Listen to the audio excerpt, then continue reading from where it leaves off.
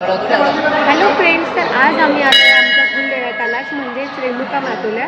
पण आम्ही माहूरगडावरती नाही आहे, आम्ही आहे बगूरला. माहूरगडावरती जाणं पॉसिबल नाही होत कारण लांब पण आहे आणि कामामुळे वेळही मिळत नाही.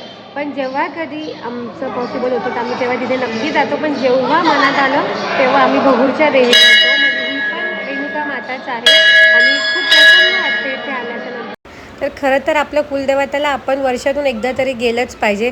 पण ज्याला आता पॉसिबल होत नाही, प्रत्येकाची कामं असतात, मुलांच्या शाळा असतात, वातावरण पण सध्या खराब आहे, तर पॉसिबल होत नाही. ॲटलिस्ट मग आपल्या जवळच्या मंदिरात तरी गेलंच पाहिजे. तर आमचं पण बऱ्याच दिवसापासून चालू होतं, पॉसिबल नाही झालं. मग आम्ही इथेच भगूरच्या देवीला आलो. माहूरची आईच आहे.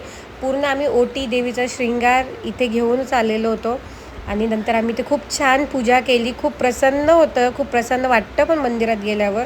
इथे अजूनही बरेचसे देव होते. त्यानंतर आम्हाला गुरुजींकडनं देवीची वेणीसुद्धा मिळाली. मग आम्ही ती पण वेणी लावून घेतली.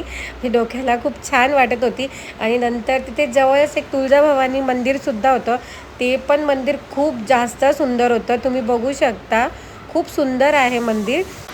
तर असा होता हा आमचा आजचा संडे. खूप मजा पण आली. भेटूया एका नवीन व्हिडिओमध्ये. बाय.